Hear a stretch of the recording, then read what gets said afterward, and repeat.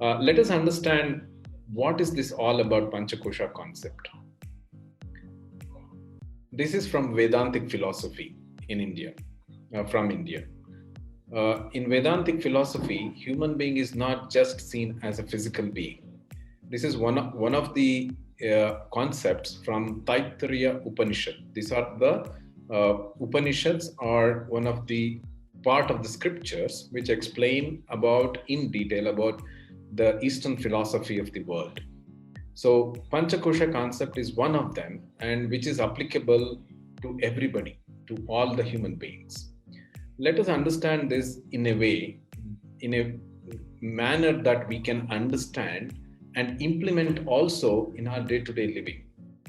And we can see those examples in our day-to-day living very obviously when we understand these concepts. Let me start by telling that health and well-being is not a destination. It's not just a goal. It's a continuum. I would rather compare or correlate this Panchakosha concept with quantum physics of today's science. Because different layers, what I'm going to speak about Panchakosha concept has different kinds of vibrations. That's what quantum physics is all about. We need to, even though we have to unravel about quantum physics much more than what our Vedantic philosophy and understandings were done by seers and rishis in the ancient times. Let me jump on to the aspect that, as the name itself indicates, Pancha Kosha means Pancha means 5, Kosha means layers. Human being is not just a physical being. We understand that, isn't it? We are much more than that. That's what the Vedantic philosophy spoke about and understood about through meditation itself, without any formal scientific exploration of that kind, as we do today, not in those ancient times. Just through meditation, this was understood. Those 5 koshas are nothing but, as the picture itself indicates, Annamaya Kosha, that's the physical body. Pranamaya Kosha, Pranamaya, the name itself goes what it is. Energy, ethereal, that's what we mean by Pranamaya Kosha, or breath, that's what exactly we mean. The third layer is Manomaya Kosha, the emotions and the mind. I'll come to those details little bit later. And the fourth layer, fourth subtler layer, is Vitnana Kosha. That is our intellect and the wisdom. And the ultimate, actually the goal of every human being should be, and in reality that is the one based on the ancient scriptures of Eastern philosophies of the world, that you're always seeking a state of blissfulness.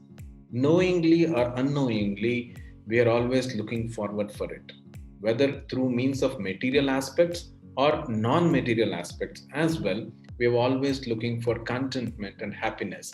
That is what Anandamaya Kosha is. Coincidentally, my center's name is also Anandamaya Wellness Center. That was the concept which I based my center's name as well. Let's go to the next slide, Amitaji.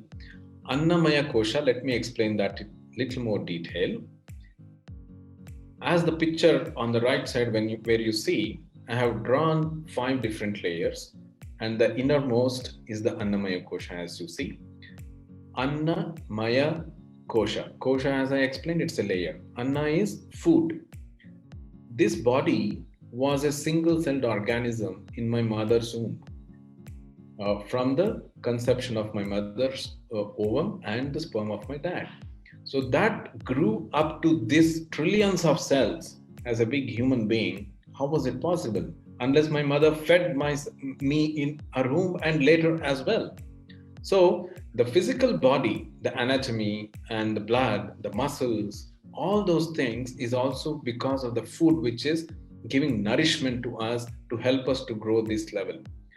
The most important aspect of Annamaya Kosha is it is quite gross and it is visible to our naked eyes. We can touch, feel and understand to our naked eyes. So that is what makes it very physical aspect of Annamaya Kosha, what it is all about. Let us make a point here that Annamaya Kosha is not just nourished by food. It's also nourished by our environment through air, water, indirectly from our soil as well. Because Mother Earth is the one which gives food. Maybe you're a vegetarian or whatsoever you are, but nourishment comes from the soil for us. So that is very down to earth, grounded, physical body which is visible to our eyes is Annamaya Kosha. All our anatomical things and physiological process are happening in this. And the diseases are also in the Annamaya Kosha, most of it. When we say about infections and non-communicable diseases like diabetes, hypertension, and so many and so forth, which are taking a big storm on the human race, and even during this time of pandemic of COVID, which is happening to our physical body. So that is what is Annamaya Kosha, and the illnesses about that is. What are all the practices which can keep this healthy? So the most important aspect is, I would say, the food itself. We need to understand what we need to eat, how much we need to eat, when should we eat. All those things forms the basis for our good nourishment. If the body exists, the other layers exist. If body does, other layers doesn't exist. It's the bottom of the pyramid, just like that. So we need to understand, when we do anything about balancing of Annamaya Kosha, health means balance of all the layers, all the 5 layers. Rather, I would say all first 3 layers, and the rest is, I'll come to that later. But food becomes the most important aspect for the Annamaya Kosha to balance. So we need to understand what we need to do in terms of food habits. And there are certain other tools which is also important to keep the Annamaya Kosha in a state of balance and homeostasis, what we call it as in medical terms. That includes exercises. Exercises, it not just means only yogic related. It can be gym, it can be your hiking, it can be your cycling, it can be your any form of exercise, Pilates, dance. All those things are very important to keep our physical body active and homeostatic. And at the same time, we have found these days through scientific experiments and science as well, human being by physical body is designed for activity, not for sedentary life. Sedentary life has become one of the most important causative factors for many chronic, incurable, or whatever you say, the word, diseases in the world today, including heart disease, cancer, and the list goes on. So exercise is one of the most important aspects. And in those terms, in terms of yoga, if I have to speak, physical asanas is the one which helps us to balance our physical body. Along with that, we have several other aspects also which can help us on those aspects. We have what is called as Shat Kriyas. Shat Kriyas are cleansing procedures in yogic science, which helps us to keep ourselves clean. We call that as nasal cleaning, called Jalaneti, and then Vamana Dauti, which is called as vomiting voluntarily by a certain procedure. Then one of them is Shanka Prakshalana Kriya. That is also a detox process wherein we drink saline water and then do specific postures which will help us to eliminate all the toxins and keep ourselves clean. So that's how in the ancient times, yogic life or whatever ancient life was, they used to keep themselves healthy by doing all this. You don't necessarily do this when you get an ailment. You need to do this to keep yourself in a state of wellness, in a state of well-being. At the same time, we have some other practices also in those Annamaya Kosha. That includes acupuncture can help you, water therapy can help you, even medication for that matter, whatever medication in terms of homeopathy, supplements, Ayurvedic Panchakarma therapies, Abhyanga, massage therapy, herbal therapies, everything, reflexology, even fasting for that matter, also indicates or helps us to reach a state of balance in Annamaya Kosha. So that is about Annamaya Kosha. Let us move to the next, that is Pranamaya Kosha. Pranamaya Kosha, as we understand, probably in this picture, it has much a bit, but that's the next layer, little more subtler than the physical body. Can we see air through our naked eyes? We can't, but we can see through microscopic means probably, right? Oxygen and all the molecules, what is necessary, nitrogen and several gases.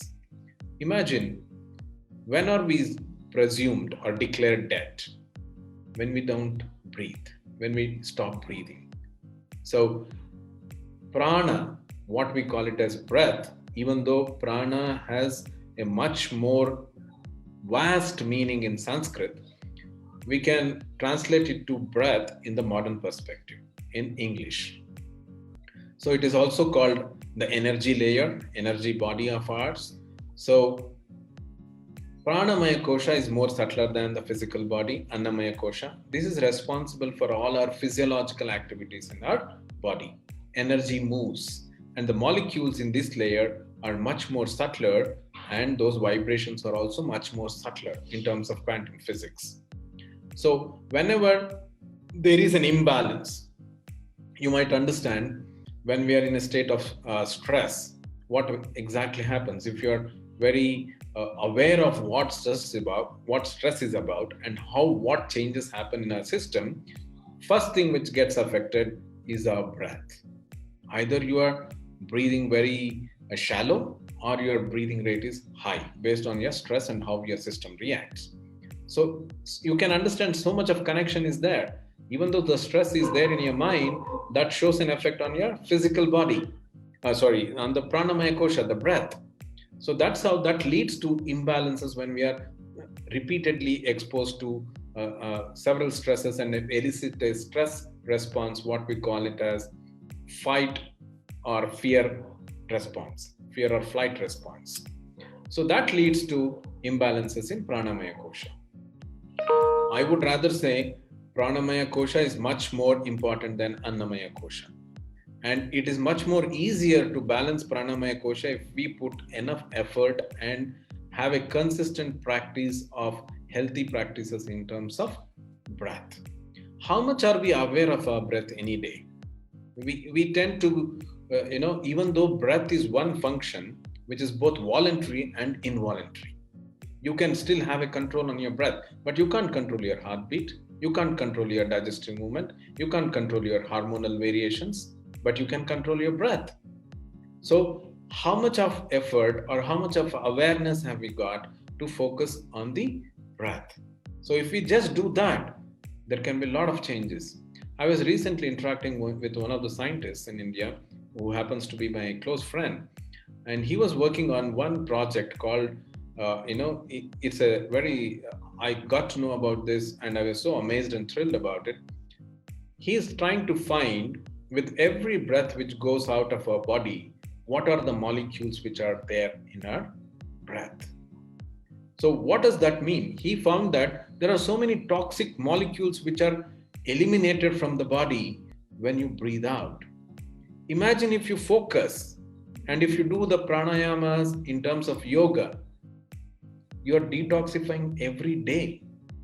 So that's how when we do pranayamas or energy balancing techniques in terms of breathing, which is in part of yogic science and yogic practices, you're already balancing yourself. You're reaching a state of homeostasis. When you reach a state of homeostasis in the Pranamaya Kosha, obviously your anatomical Annamaya Kosha is in a state of balance. That's how we can get Pranamaya Kosha into balance. And it's very, very important for us to understand there are a lot of studies are being done these days with the different techniques of pranayamas, how it is helpful. And it is helpful for many things, including immunity, including our neurological system, our digestive system, hormonal system, that is endocrine. It has effect on all these. Let me say it very clearly to whosoever is hearing that pranayamas or balancing the Pranamaya Kosha takes you a long way in terms of health and well-being. Let us understand what other things probably, yeah. A few more words on Pranamaya Kosha. There are other tools which can help Pranamaya Kosha as well to bring in a state of balance. One of them is aromatherapy. They are all aromas, natural extracts from leaves, flowers, which can help us to bring in a state of, because aromatherapy happens only through inhalation, through sense of smell. So that is breath through the nostrils. That is the root for our breathing. So aromatherapy is one of them. You might have heard about pranic healing, Reiki. They're all working on these lines. Even acupuncture. Acupuncture is also based on balancing of chi.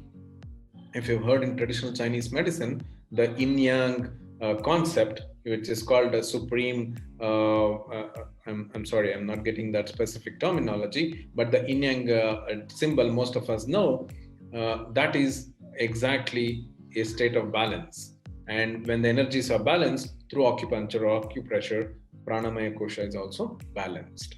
So that is a brief about Pranamaya Kosha. Next layer is Manomaya Kosha.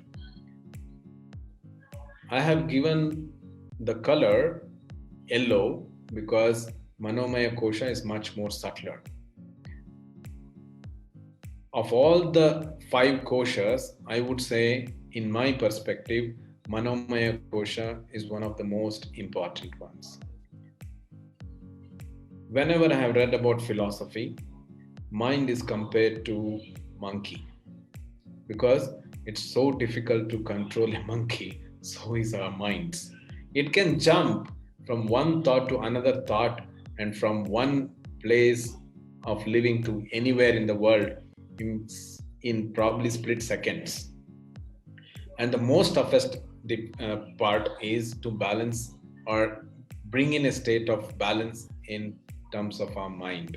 If we can achieve that, if we can manage that, you have managed everything else. I'm saying this. You can manage everything else. And we are slowly evolving towards a state as a human race that we have to focus more on the mind. And yogic philosophy has understood about this. Ancient philosophies have already understood about that. If you balance your mind, you can balance your breath, you can balance your body, you'll be devoid of many diseases or manage your diseases much better. Rather, you would maintain a state of awesome, very good health and well-being. Manomaya Kosha is our seat of emotions and also the seat for several thoughts. It is very powerful in state in our human being. It has such a strong presence in our lives, and that is responsible for so many things. It can be greed, it can be lust, it can be anger, it can be anything, all those emotions. But also it is also responsible for positivity. You can bring into positiveness as well. That is your choice. So that is the biggest thing what the human race has been given by the creator. That's not there with our other creations. For example, the animals or plants, do they have a mind to decide of what to do? No, we have it, but we are not using it the right purpose. I would rather say the COVID today has to teach us a lesson, as rather taught us a lesson. We were just rushing. What are we up to? Growth, all the time growth. Are we able to spend time with our families? Why is this happening? This is because of my mind. Most of the time I compare with my peers, my co-workers, my other family members. I have to make this happen, that happen. I have to grow up. I have to grow in terms of material aspects. So many ways. But have we taught any time I have to manage my mind? Only when there is a problem with my mind, I'm too anxious, I'm depressed. Oh, let me go for counseling. Let me see a therapist. Let me consult a psychiatrist. No. Yes, you might require that, but before that, go inwards. See to yourself. Look at the mirror. What are you up to? Do I really need all these things? How much I need? I'm not saying that you should not go behind your livelihood. You need to. You need to live your life. You have to look at positivity. You have to grow. In which direction you have to grow, that's important. So that's where the mind is the root cause for many, many ailments and illnesses and also loss of health. Simple example, just imagine a diabetic patient is there. He goes to a party and he knows that he's not supposed to eat certain foods which are high in carbs and sugar. But the moment he sees into it through his senses of eyes, the first thing which happens in his mind is a war. One side, it is mentioning that you're not supposed to eat it. It's not good for your health. The other side, oh, what happens if I eat once? It's all right. That's the fight we have. Ultimately, many a times, actually your Vitnana Kosha, that is next layer, the wisdom will always keep telling you, no, don't eat this. You have already too much on your sugar levels. But mind tells, okay, that's all right. Let me enjoy this. That means mind is always looking at short-term happiness. Even though it is looking at happiness, it's not on a long term. And let me tell you, happiness we cannot find in our objects. Happiness is there within us. You have to just unravel it. And that's what the ancient seers, rishis did. They just sat in meditation and found happiness within. When you find that happiness, that balance, that state of contentment, you don't need, I'm okay if I'm not eating a sweet one day, that's all right. I've eaten several times in my life all these years. So that's how we can, awareness is very, very important. The moment you become aware, you know how to manage. So that's what makes us to get the Manomaya Kosha itself can help you in a positive side and also reach to a negative side as well. And this, let me say that when these wars are happening in our mind, that also leads to imbalance in Pranamaya Kosha, Annamaya Kosha, and a low grade inflammation runs in our physical body. That's the Annamaya Kosha, leading to several ailments. And the practices which can help to balance Annamaya Kosha is Yoga Nidra and yogic practices, the corpse pose, and meditation, and dharana and dhyana is in Ashtanga Yoga, what we call it as, and all the therapies, including music, diet and nutrition also has a part to play in Manomaya Kosha. Probably I'll take that up in a separate seminar or a webinar, but I cannot go into those details. We can plan one for that in a later stage. So diet and nutrition also plays a role there. Even counseling and Ayurvedic therapies. For example, even if you do massage, you feel so nice mentally, isn't it? Same way.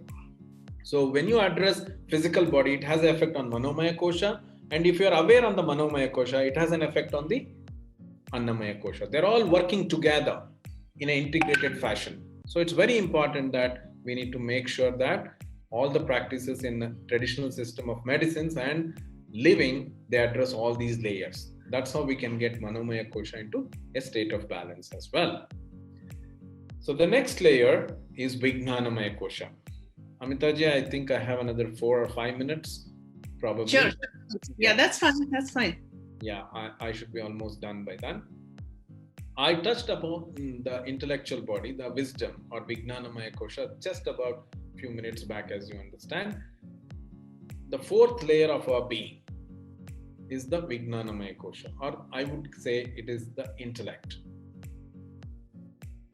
Intellect is always working to guide us in the right direction. So right or wrong, positive or negative, it has always a state of direction where we are supposed to heading to. It gives us the directions. But Manomaya Kosha always overrides it and takes its own way of doing things. So how do we get into a state of balance? You don't need to balance intellectual body or Vitnana Kosha. It is balanced by itself. It's just that our Manomaya Kosha has to be trained to make sure that you hear the voice of Vitnana Kosha. That deals with also the wisdom also deals with our conditioning and deconditioning our deep beliefs and opinions. That's how Vitnana Kosha is very important for us. And most important practice, I would rather say there is no practices required for Vitnana Kosha to be balanced. Just for the sake of saying, I have to say that meditation is the one tool which can help us to kind of give some exposure to ourselves, or give some way, open the door for the intellectual being to come into us and guide us in the right direction. That's all is about Vitnana Kosha. We cannot balance it. It's already balanced. We have to open the doors for it to come inside so that it guides us in the right direction. And the last layer is Anandamaya Kosha. Knowingly or unknowingly, let me say, this is my statement with most of my clients and patients, that you're always looking for happiness. And Anandamaya Kosha is a state we are completely contented. You are blissful. There are no ups and downs. There are no positives and negatives. It is a state of complete balance. It is very difficult to explain a state of Anandamaya. It can only be experienced. We cannot really explain it.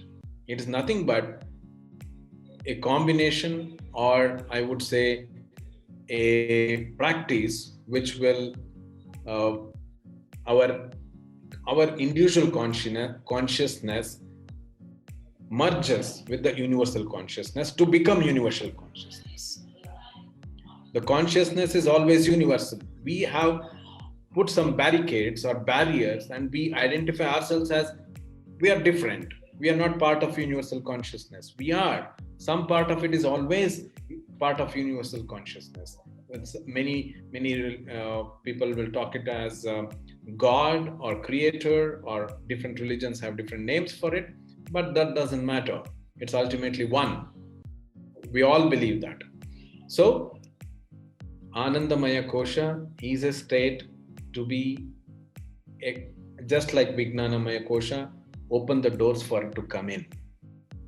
What are the practices which is necessary for Anandamaya Kosha? I would say all those practices which we implement for Annamaya Kosha, Pranamaya Kosha and Manomaya Kosha, they are all the steps to reach to a state of Anandamaya Kosha.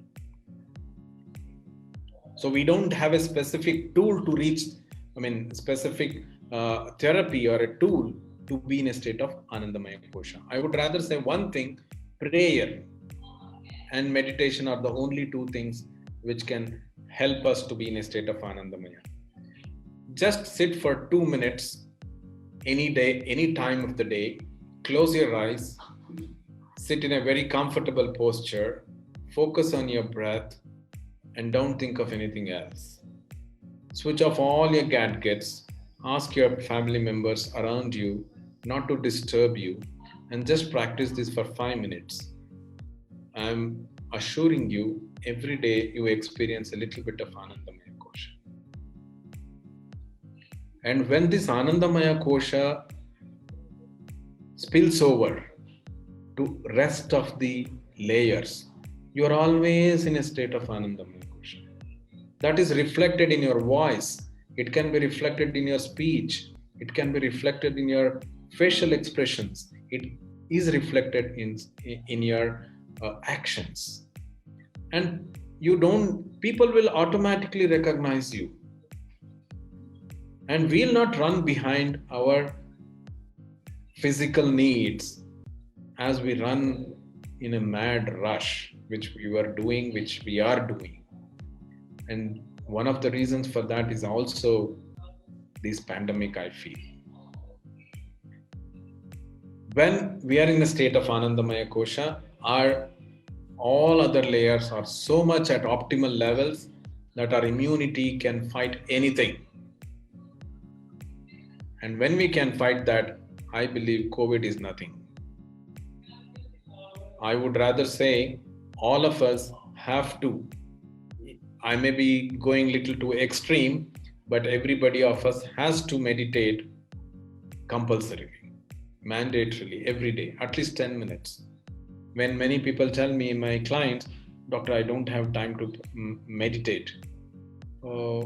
I usually tell meditate at least once a day, 15 minutes or 10 minutes. No, doctor, I don't have so much of time. I have to do that. I have to do this. Where do I find my time? I tell then you have to do twice. Because you don't have time, you have to do twice. You are much more, it is more needed for you to be more peaceful within yourself, to dedicate that much of energy for all your other activities. Believe me, when you spend that much of time for yourself, you will find time for everything else in your life. You will enjoy every moment of your life. And that is Anandamaya Kosha. When all these things are in state of balance and homeostasis, I don't have words to explain what state we could be in.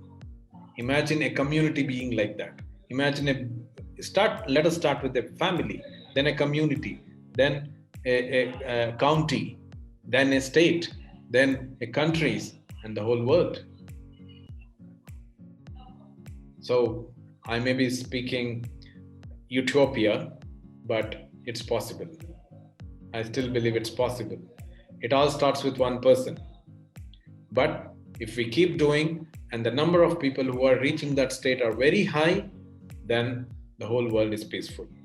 Today, the whole world is at war, I would say, all the time, for various reasons. I don't need to speak about that. Let us change our healthcare approach, not towards illness, but towards wellness.